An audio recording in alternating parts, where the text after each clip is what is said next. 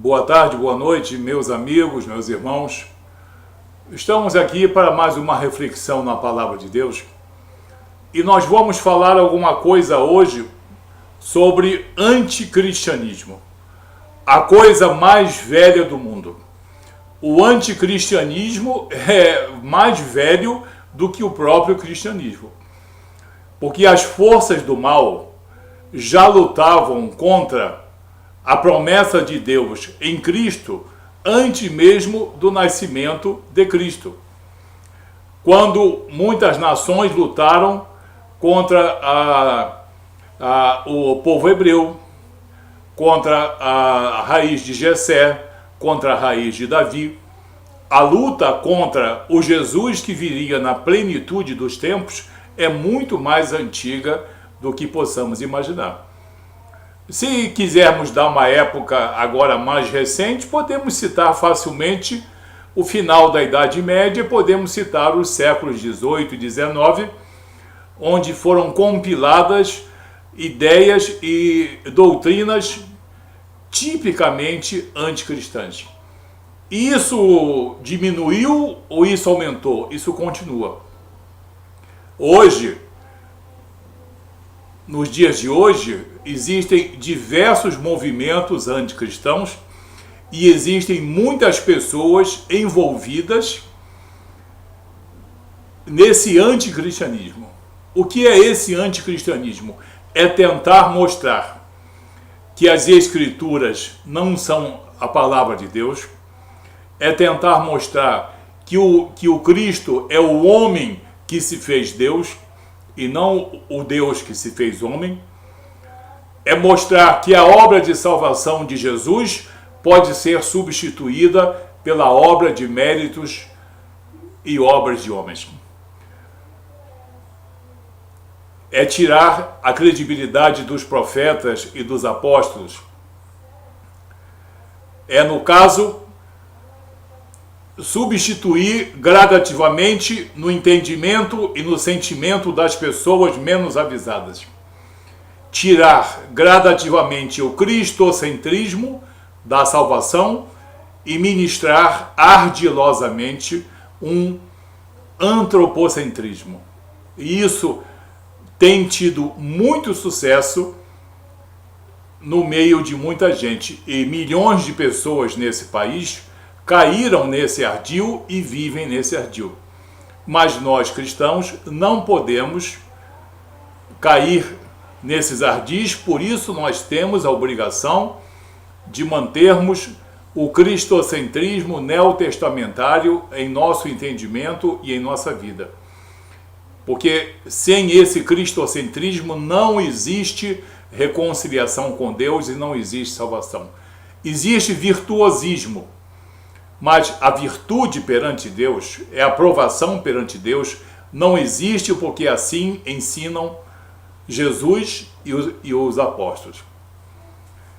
Existem diversas maneiras ardilosas de tentar levar descrédito à palavra de Deus e à própria figura de nosso Senhor Jesus Cristo. Eu vou querer que vocês fiquem atentos, muito bem, para não serem vítimas desses ardis.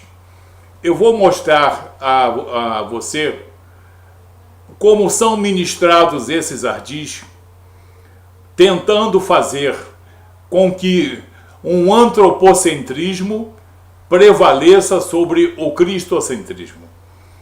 Ou seja, uma tentativa fútil, mas funciona em cima de muitas pessoas que não vigiam. É uma tentativa de fazer com que os méritos do homem sejam exuberantes e os méritos de Cristo venham a ser esquecidos. Olha só, na carta aos Hebreus, no capítulo 5, versículo 9, o versículo isolado dá margem a uma interpretação bastante maliciosa. O que diz o versículo 9? Falando sobre Jesus. E, tendo sido aperfeiçoado, tornou-se o autor da salvação, da salvação eterna para todos aqueles que lhe obedecem. Ok? Exatamente é isso que diz o versículo. Aí muitas pessoas ardilosas não são cristãs, são pessoas anticristãs, pegam esse texto de Hebreus capítulo 5, versículo 9, e dizem que Jesus, da condição de homem, foi se aperfeiçoando e tornou-se o autor da salvação eterna para todos os que lhe obedecem. É uma grande mentira os que dizem isso, porque esse versículo permite essa deturpação quando ele não está inserido na sua contextualidade. Vamos agora inserir esse versículo dentro do texto. Hebreus capítulo 5, a partir do versículo 4, do versículo 4 até o versículo 10. E vamos ver como muda completamente a história. A partir do versículo 4, ninguém, pois, toma essa honra para si mesmo, senão quando chamado por Deus, como aconteceu com Arão. Aqui o apóstolo, o autor da carta aos Hebreus, está falando sobre o sacerdócio. Assim também Cristo a si mesmo não se glorificou. Jesus mesmo não se glorificou para se tornar sumo sacerdote, mas o glorificou aquele que disse: Tu és meu filho, eu hoje te gerei. Como em outro lugar também diz: Tu és sacerdote para sempre, segundo a ordem de Melquisedeque. Então, nós vemos aqui que a aprovação de Jesus como sumo sacerdote perante Deus não é mais do modo arônico, é do modo de submissão a Deus, e foi eleito por Deus como sumo sacerdote da nova aliança, do novo pacto. Continuando, nós vamos compreender melhor. Ele, Jesus, já nos dias da sua carne, tendo oferecido com forte clamor e lágrimas, orações e súplicas, a quem o podia livrar da morte, e tendo sido ouvido por causa da sua piedade, embora sendo Jesus filho de Deus, aprendeu a obediência pelas coisas que sofreu. Aprendeu a obediência pelas coisas que sofreu. E tendo sido aperfeiçoado, tornou-se o autor da salvação eterna para todos os que lhe obedecem, tendo sido nomeado por Deus sumo sacerdote segundo a ordem de Melquisedeque. Quem ler com toda a calma, quem ouviu com todo cuidado, percebeu que Jesus Cristo, mesmo sendo das regiões celestiais, mesmo sendo o Filho de Deus, esvaziou-se da sua divindade, submeteu-se à condição humana para submeter-se às provações, aos limites e às tentações da carne, da alma e do espírito. Então, o Deus se fez homem, não foi o homem que se fez Deus. E nós vamos ter a prova disso em Filipenses capítulo 2, a partir do versículo 5. Esperem um pouquinho só. Então, vocês veem aqui que nesse texto, claro para qualquer homem cristão, o autor da carta aos Hebreus está falando que Jesus, mesmo sendo filho de Deus, esvaziou-se do seu privilégio e desejou, como homem, a obediência ao Pai. Submeteu-se à condição humana. Esse foi o grande esforço e o grande sacrifício de Jesus ainda em vida.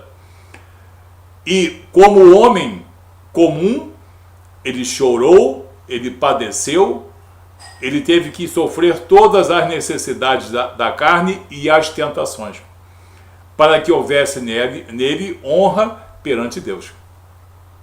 Então, Jesus não foi um Deus que se aproveitou da sua condição divinal para requerer para si o sacerdócio perfeito perante Deus. Ele destituiu-se, ele despojou-se da sua condição divinal, fez-se pequeno, fez-se perecível, para que perante Deus ele se aperfeiçoasse na vitória contra o pecado, no cumprimento da lei e na realização da obra que foi encarregado de fazer por Deus Pai. Então, você vê que quando você lê o versículo isolado, a impressão que dá é que o homem pequeno se fez grande Deus. E isso é fruto de heresia. E vocês sabem que servem a certas pessoas. Mas no contexto você vê que é justamente o contrário. Foi o Cristo sendo filho que esvaziou-se, e nisso foi o seu aperfeiçoamento. Ele precisou antes destituir-se da condição divinal, não a perdeu, mas a submeteu à condição humana. E tudo que ele sofreu como homem, para que Satanás não viesse a escarnecer de Jesus e a escarnecer de Deus Pai. Por isso Satanás e todas as legiões de demônios se submetem a Jesus e não escarnecem dele. Porque ele não foi um ser das regiões celestiais que se aproveitou da sua condição divinal. Ele se despojou e se fez homem. Vamos confirmar isso em um texto mais claro para muitas pessoas. Está em Filipenses capítulo 2, a partir do versículo 5. Do versículo 5 até o versículo 11. Tende em vós mesmo o mesmo sentimento que houve também em Cristo Jesus, pois ele, subsistindo em forma de Deus, é o apóstolo Paulo que diz isso na sua carta aos Filipenses. Em forma de Deus, não julgou como usurpação o ser igual a Deus. Antes, a si mesmo se esvaziou. Jesus a si mesmo se esvaziou da sua condição divinal, assumindo a forma de servo, tornando-se em semelhança de homens, e reconhecido em figura humana. A si mesmo se humilhou. Esse foi o grande aperfeiçoamento de Jesus. A si mesmo se humilhou, tornando-se obediente até a morte e morte de cruz. Obediente à lei, venceu a lei, venceu o pecado, as tentações da carne, a soberba, a vaidade, e tudo isso ele venceu, despojando-se da sua condição divinal, e na condição de homem ele aperfeiçoou-se. Qual foi a consequência disso? Pelo que também Deus o exaltou sobremaneira, ele deu o nome que está acima de todo nome, para que ao nome de Jesus se dobre todo joelho nos céus e na terra e debaixo da terra, e toda língua confesse que Jesus Cristo é Senhor, para a glória de Deus Pai. Amém?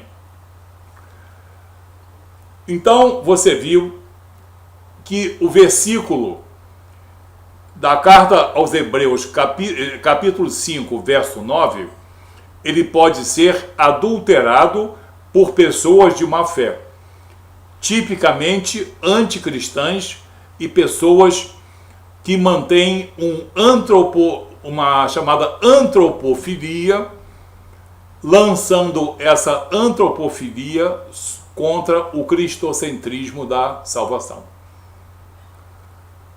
Mas a carta aos Hebreus, quando é lido o capítulo 5, não deixa dúvidas. Quando você passa para Filipenses capítulo 2 e lê do versículo 5 ao versículo 11, e se você ainda crê que Jesus foi um homem que galgou as regiões celestiais, eu convido e desafio você a examinar esses textos e você vai ter a certeza absoluta que muitos que pensam estar na presença de Jesus estão sendo enganados por mestres do ardil, por mestres da mentira, por homens que dedicam toda a sua vida a estudar 1000 maneiras sutis e ardilosas de esconder o Deus que se fez carne e tentar promover o homem, coitado do homem, mas tentar promover o homem à condição divinal, como se nós, seres humanos, tivéssemos condições de um dia sermos Deus. Naturalmente, muitos de nós estaremos com Deus em Cristo Jesus. Então, aqui está desmentida, desmistificada aquela história que muitos sonham em fazer, que é negar a divindade de Jesus e dizer que Jesus era um homem comum.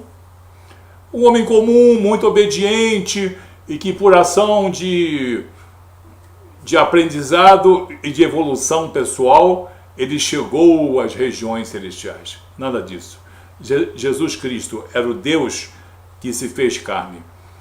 Humilhou-se a si próprio, fez-se homem e na condição de homem ele venceu.